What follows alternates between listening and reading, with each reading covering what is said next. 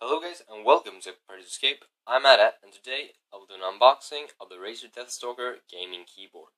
So to start off with, on the front of the box there's a large picture of the keyboard itself, as well as we can see down here in the corner, some features of this particular keyboard.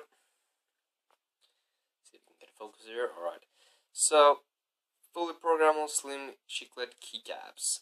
10-key anti-ghosting and Razer Synapse 2.0 is enabled on this keyboard, so you will be able to save up your specific settings and take it to any computer you want to play on. Alright, so this is the front of the box, so I guess we go past the side here, which basically has nothing interesting on it. So we will come around to the back here, which got some more interesting stuff, showing off all the features of the keyboard. LED backlit keys here, and we've got the chiclet style keycaps. We've got dedicated gaming mode, which turns off the Windows button, and you can also add it to turn off other buttons. As well, we've got anti-ghosting capability for up to 10 simultaneous key presses.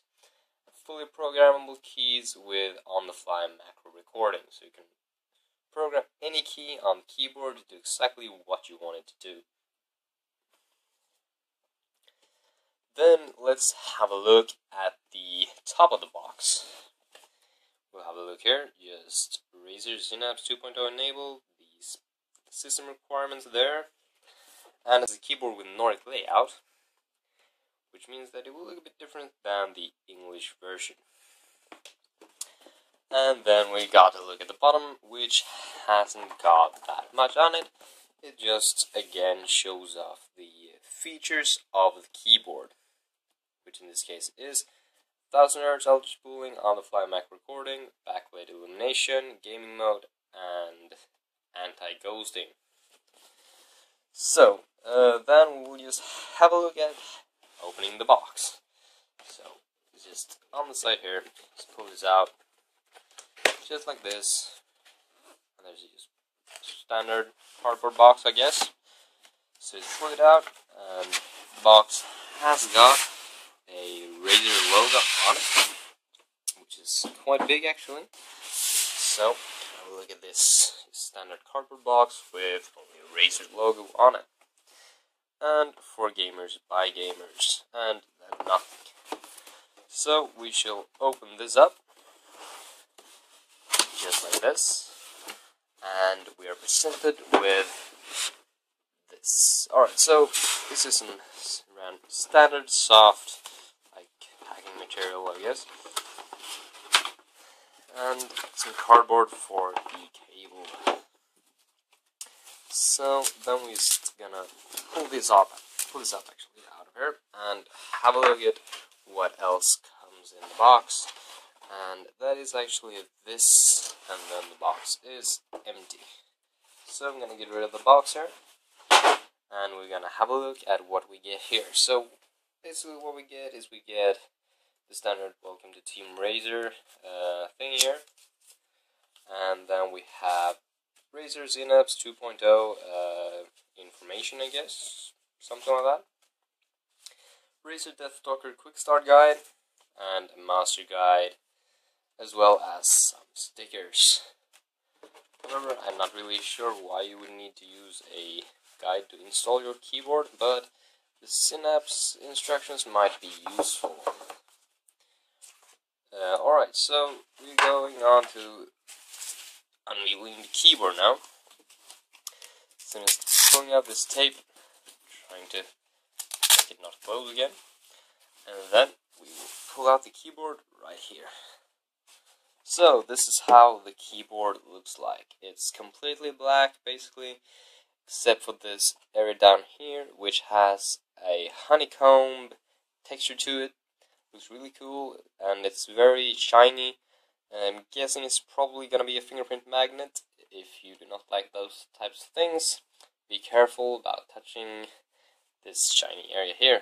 Alright, it's also have a white Razer logo on it, and of course the entire keyboard is black and is made of plastic, but it's a textured plastic, feels nice, doesn't feel really cheap, but yeah.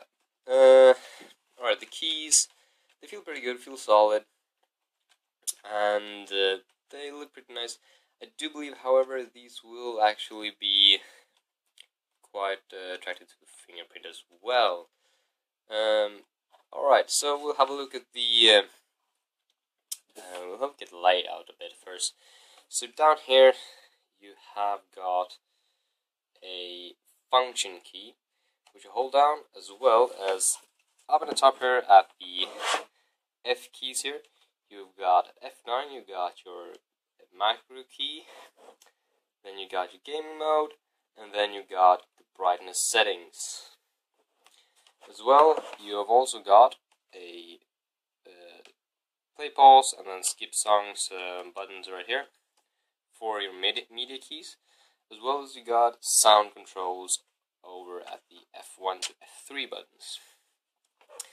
Then over at this side we have got a caps lock indicator, number lock indicator, and scroll lock indicator. You've also got an indicator for when the macro software is running, as well as when gaming mode is activated. So that's pretty much the front of the keyboard, I would say. So we'll have a look at, we'll have a look at how thin the keys are. So basically the keys are very, very thin. It's basically almost like a laptop keyboard. They're very thin keys. You can't really push them. You can push them down basically all the way, but that's it. Push them down all the way, and then they basically become flush with the surface of the keyboard. So now let's have a quick look at the cable and the USB connector. So the cable is not braided, as you will be able to see here. It's just a standard black shiny cable, and here of course is the USB connector. It's got a little plastic cap on it, which I'm going to remove here. Alright, so you see it's gold plated, as well most other new Razer products, I would assume, and it looks nice, although you probably never see it. And if it affects the performance of the USB, possibly if it was a USB 3 cable, which I'm not really sure it is. I do not believe it. I think it will work in USB 3 port, but you will not get the performance out of it. Alright, so now going to the back of the keyboard, which is also an important part of the keyboard, we'll find this little sticker here, which says Razer Deathstalker, some model number stuff, as well as a warning which says typing in an awkward position or for long periods may cause repetitive stress or related injuries. So basically don't type for too long. Then it also says made in China, which is very common for products these days. And we'll have a look at the layout of the non-slip surfaces. Alright, so basically here's one of the non-slip grips, which it feels pretty good actually. I do not think that this keyboard will be slipping around a lot, because there is in all corners quite a large grip here. There's also a long one on the bottom, and of course on the other sides. Then we also have, for people who like to have their keyboard a little bit more of an angle, we do have these fold out things here, fold stands, also with a non-slip surface, although not as large as the other ones. But I do not believe this keyboard will be slipping around on your desk. Because of these, I do believe this will be quite stable. So basically now I will have a look at it, and I will show you how it looks like when it's plugged into a computer and it's glowing green. Alright, so here you can see it plugged into a computer, and it's not extremely dark in the room, but it's dark enough for you to be able to see what is going on here. So basically this is the maximum brightness. It is quite bright, but it looks really, really nice.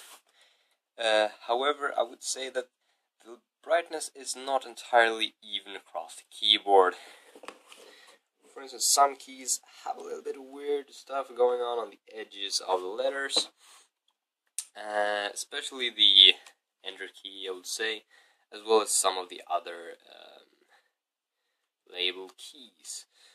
The lights behind it be a little bit worn out or something. It looks a little bit odd, but I'll say nothing really major. You won't really be noticing it after a while because the brightness of the keyboard is really good.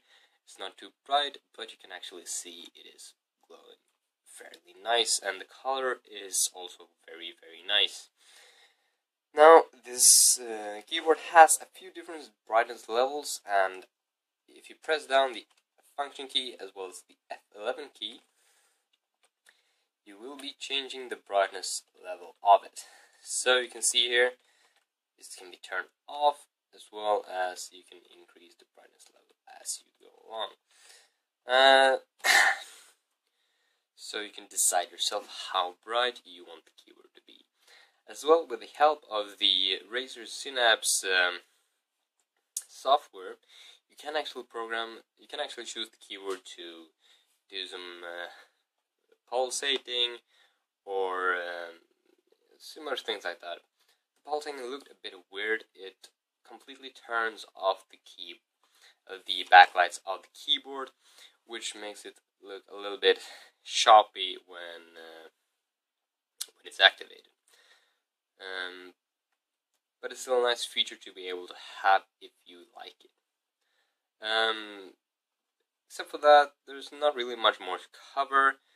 This 10 key anti-ghosting is not the best on the market, but I would say it's definitely enough, because who would probably type more than 10 keys at once?